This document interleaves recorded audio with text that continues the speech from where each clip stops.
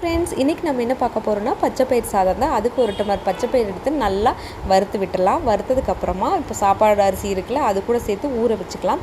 அரிசி நல்லா பச்சை பயிரும் சேர்ந்து ஊறட்டும்.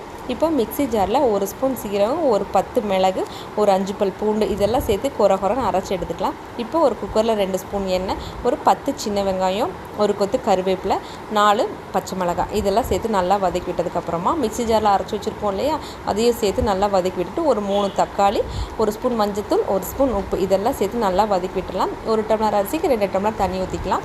இப்போ தண்ணி நல்லா கொதிச்சதுக்கப்புறமா ஊற வச்சுருக்க அரிசியை சேர்த்து ஒரு 3 விசில் விட்டு எடுத்தோம்னா பச்சை பயிர் சாதம் ரெடி ஆயிடும்.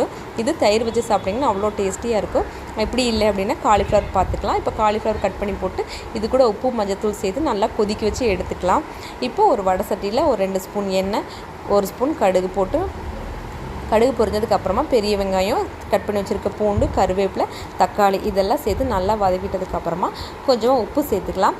காரத்துக்கு இப்போ மட்டன் மசாலா இருக்கு இல்லையா, அது கொஞ்சம் சேர்த்துக்கலாம். வேணும்னா மிளகாத்தூள் சேர்த்து நல்லா வதக்கி விட்டு வேக வச்சுருக்க காலிஃப்ளவர் எடுத்து சேர்த்திங்கன்னா சூப்பரான காலிஃப்ளவர் பச்சை பயிர் சாதம் ரெடி ஆயிடும். நீங்களும் ட்ரை பண்ணி பாருங்கள்.